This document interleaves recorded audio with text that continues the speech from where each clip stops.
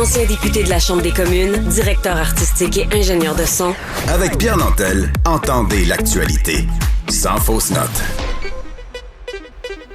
Parfois, dans nos journaux, il y a des séries d'articles qui font qu'on se dit il faut pas que je manque celui de demain, ça m'intéresse. Et Louis-Philippe Messier, journaliste au Journal de Montréal, et un de ses auteurs, un de ses journalistes, tu décris des commerces, des restaurants qui sont dans le paysage de Montréal depuis si longtemps. Je trouve ça tellement précieux. Pour les gens qui sont pas en vacances, c'était comme un guide touristique. Allez manger là. Quelque chose comme ça. Je voulais des commerces centenaires et qui, idéalement, ne soient pas trop connus. Oui. Parce que là, si je parle de Schwartz qui n'a pas 100 ans encore. intéressant. Les chapeaux Henri, c'est 1932. Ça n'a pas 100 ans. Donc là, je cherchais des... Tu as parlé de magasins de pantalons. Oui. Moi qui m'enorgueillis de bien connaître Montréal, et surtout le centre-ville, près du Spectrum dans ces coins-là. C'est à quelques minutes de marche d'ici. Faut que j'aille voir ça. Oui, et c'est, comme je le dis dans le texte, ça ne paie pas de mine. Hein? Ils n'ont pas entretenu la devanture depuis probablement 25 ans. Le tapis retourne à l'état de plancher. Mais c'est ça, tout est dans le... L'expérience client, j'imagine. Oui, ben ton expérience, elle est simple. Tu vas rentrer, ils vont te regarder, ils vont savoir exactement ce qu'ils te fait. Là, Parce qu'ils font juste ça depuis 100 ans. Tu dis, je veux des pantalons rouges. Là, ils vont sortir des pantalons rouges. Ben oui, ils font ça depuis tellement longtemps qu'ils développent une sorte de Mais j'ai cru voir dans les photos que tu as prises qu'il y a quand même une forme de reconnaissance de leur expertise de fabricants de certaines marques de jeans. J'ai vu que leur porte d'essayage était très, très marquée. Oui, ben... Je veux dire, l'entreprise existe depuis tellement longtemps qu'ils ont été parmi les pionniers des boutiques de jeans. Ils ont été imités par la suite. Il y a une certaine boutique qui s'appelle Jeans dans le Myland, qui a énormément de succès. Et c'est la même idée, là, le stock, on le voit pas vraiment. C'est les employés qui le connaissent et qui ensuite vont le chercher pour le client. Donc, ça évite aux gens de se promener puis de perdre leur temps. Oui, c'est une autre approche. Ben oui, tout à fait. C'est ça. Puis eux, ils ont déjà été une fois les seuls distributeurs de Levi's. Une fois, Levi's a décidé qu'ils voulaient ouvrir leur propre boutique puis ils arrêtaient de fournir. Puis là, ils ont changé d'idée. Donc, ils m'ont raconté tout ça, d'autant plus que quand ils ont ouvert, là, en 1924... c'est l'année de naissance de Marlon Brando. Les jeans, c'est pas quelque chose que les gens portaient. C'était pas quelque chose de bien vu. C'est Brando, en fait, qui les a popularisés plus tard. Et là, eux sont passés... Avec son film Sur les quais, je pense. Sur quoi? Sur les quais. À l'époque, il me semble bien. Mais de toute façon, c'est pas ça l'important. L'important, c'est que tu parcours la ville à la recherche de vraiment... c'est presque de l'anthropologie de Montréal. Tu nous parles aussi d'un restaurant qui a, attention, 104 ans. 104 années d'existence. Ça a été difficile à trouver. Il y a l'Auberge Saint-Gabriel, fondée à la fin du 17e siècle, mais ça a eu toutes sortes de vies. Des fois, ça fermait, rouvrait. Oui. Il y a le Montréal Pool Room qui sert des hot dogs. Et il faut payer comptant, absolument. Mais lui, il a déménagé, par contre. Qui a changé d'adresse, qui date de 1912. Ouais. Et il y a celui-là qui s'appelle Chez Nick, qui est assez peu connu du grand public. Ça m'a fait découvrir quelque chose. Sur l'avenue Green à Westmount. Ouais. Donc, juste assez loin du centre-ville pour avoir un peu la paix. Et c'est pas un lieu touristique. C'est vraiment un restaurant de quartier. Oui, c'est un repère d'habitude. Puis il y a une centaine d'items au menu. Alors, il y a... Quand même! Tu pourrais manger là pendant un mois et jamais commander 2 fois la même chose. Oui, tout à fait. Mais c'est drôle parce que ce genre de commerce-là, on le sentait, moi je me rappelle, j'aimais beaucoup aller manger des smoke meat chez Ben's, ou est-ce que dans ce restaurant-là, comme d'ailleurs chez Ben's, est-ce qu'il y a comme une espèce de tableau des gens qui sont venus puis qui ont signé qui étaient venus manger là? Est-ce que ça à ce restaurant? Il y a des caricatures des employés sur le mur. Ils sont pas particulièrement portés sur les photos de vedettes en disant, regardez, c'est ça. On est venu T'aimes ça, cette sobriété-là, hein? T'as voulu mettre ça de l'avant, je pense. Oui. Puis, en fait, ce commerce-là, je pense que c'est mon chouchou des vieux commerces parce que il y a vraiment une tradition qui se perpétue jusque dans la transition d'un propriétaire à l'autre. Parce qu'ils ont changé de propriétaire. Ils ont changé. Ça, je savais pas. Oui, le premier est mort. C'est vrai que je faisais un calcul simple, t'as bien raison. Oui. Il est mort et c'est un délit. Ensuite, il a donné ça à son fils. Son fils a recruté l'actuel propriétaire et a pris 5 ans pour lui remettre complètement les clés. Donc, il est resté impliqué dans le resto pendant 5 ans. Et là, c'est ce qui est en train d'avoir lieu. Là. Ce proprio-là donne les clés au suivant et il va rester pendant 6 ans encore. Ah bon, OK. Il y a vraiment une volonté de passer le relais. de belle façon pour que ça continue.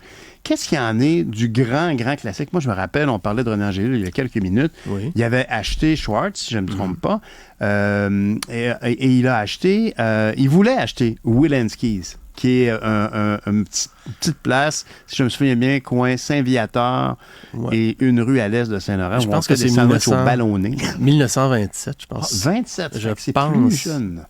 Oui, c'est plus jeune. C'est très, très dur à trouver un resto centenaire. Wow. Il y en a plusieurs centenaires qui approchent, dont celui de Schwartz. Mais et Wilensky. Il y a vraiment plusieurs endroits à Montréal, quand on pense que, par exemple, on va passer, nos plans de vacances sont cancellés, on reste à Montréal. Mm-hmm. Bien, il y a un paquet d'endroits comme ça à vérifier, quasiment envie de faire un tour d'autobus sur la ville de Montréal, mais ces petites adresses sont tout à fait merveilleuses. Je pense, entre autres, avant hier, on m'a montré un vidéoclip d'un artiste qui va jouer du Québec, qui joue à Oshiaga. Puis j'ai remarqué dans son vidéo, on voyait très bien les patates matantes au coin de Fleury et Saint-Michel. Un endroit comme tu arrives devant, tu dis, mais voyons donc, c'est comme le temple du néon. Il y en a tout partout. C'est fantastique. Est-ce qu'il y a encore il y avait des oranges juleps à un moment donné, la grosse orange, existe-t-il encore à Montréal? Ben, il en reste une. C'est toujours l'orange julep. Sur des carrés. Oui, c'est difficile de ne pas le voir quand on passe sur Mais des carrés. Il y en a déjà eu plusieurs. Oui, hein? Des grosses oranges comme ça, il en reste une. Oui. Puis, j'ai déjà essayé de joindre les proprios et bonne chance. Là, oui? Oui, je ne sais pas pourquoi, mais tous les gens que je connais qui ont essayé de les trouver se sont cassés les dents. Ça n'a jamais fonctionné. Non. Il y a aussi des boulangeries, si je me souviens bien. Il y en a qui sont ouvertes depuis très, très longtemps, surtout des boulangeries juives. C'est la boulangerie Snowden, ça ne paye pas de mine, ça a l'air de rien. Mais quand on va les voir, on découvre d'ailleurs des plats ou des exclusivités. Très souvent, le pain là-bas est exceptionnel. Est-ce que tu as remarqué, il y a aussi sur la strip, en fait, sur Saint-Laurent, il y a le Café Cléopâtre qui est là depuis combien de temps? Lui, c'est un anachronisme. Là, c'est vrai, mais parce que le propriétaire a refusé de vendre. Ils ont été obligés de construire. Autour. Oui, moi aussi, ça me fait rire. Ils ont été obligés de construire autour. Bar de danseuse, c'est quand même. C'est pas un ancien bar de danseuse. C'est un bar de danseuse. Encore aujourd'hui? Encore aujourd'hui. Arrête! Mais oui, écoute, je le sais parce que il y a un an, j'ai écrit un article sur le karaoké striptease. C'est comme quand les gens chantent et là, ils peuvent se déshabiller. Et la raison pour laquelle tu ne pourrais pas organiser de karaoké striptease ailleurs, c'est qu'il n'y a pas de permis. Les établissements n'ont pas de permis de nudité. Mais comme le permis est apparemment bon pour toute l'adresse, tout l'édifice, le club de danseuses est au premier, et là, en haut, donc par défaut, ils ont une permission. Mais c'est vraiment un anachronisme, ça. Écoute, c'est ce qui reste du fameux Red Light. Ben oui, absolument. Mais en terminant, le Montreal Pool Room, qui avait longtemps eu la réputation du meilleur hot dog à Montréal, a fait partie de ce grand déménagement, est allé en face. Est-ce que la clientèle a suivi, tu penses? J'ai l'impression que oui, mais le Montréal Pool Room, c'est vraiment un petit resto hot dog où on va à la fermeture des bars. C'est ça. L'heure de pointe est à 3 heures du matin. Exact. C'est étonnant que ça existe depuis si longtemps. C'est vrai. Mais ce dont je parlais, le bistrot, ce qui est étonnant, c'est que c'est vraiment un lieu complet. Ils ne servent pas que des hot dogs et des frites. Là. Ils servent du saumon, des salades. Ils font toute une gamme de repas. Tellement que, comme je le dis dans le texte, il y a des gens qui vont manger là tous les jours. Il y en a même qui mangent leurs 3 repas par jour, donc déjeuner, midi, soir. Ils se posent pas de questions. Là. Ils vont chez Nick pour déjeuner, dîner, souper. Mais oui, Philippe, ton intérêt pour ce genre d'enseigne, c'est presque cinématographique. C'est comme il y a un lieu de vie. C'est pas juste l'enseigne extérieure. C'est quand j'ai dit enseigne, je voulais dire les lieux, le service, la clientèle, l'ambiance qui y règne. Est-ce que tu crois que Montréal pourrait potentiellement se retrouver avec une espèce de série de cibles? Parce qu'ici, l'équipe de journalistes me parle souvent de ces tendances sur les réseaux sociaux d'aller faire une photo devant telle affaire, telle enseigne, d'aller avec une patate. Est-ce qu'il y a des endroits cultes comme ça à Montréal qui sont déjà installés dans ce circuit des must-do?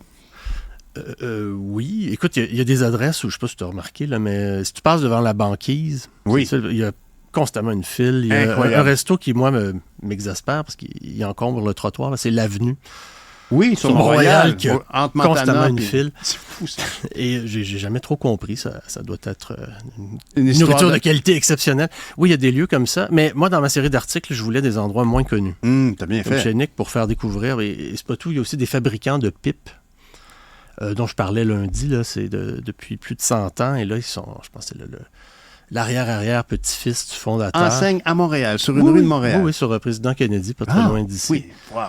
Ben, c'est vraiment fascinant. Parce que j'apprécie beaucoup ton travail parce que je trouve que il y a des perles comme ça, faut pas les laisser partir. Puis il y a des quartiers qui sont en gentrification ultra rapide. Il y a tellement de petites enseignes qui ont disparu dans le bassin Peel. C'est bien beau, là, c'est correct, mais il y a beaucoup de trucs qu'on a perdus à ce moment-là.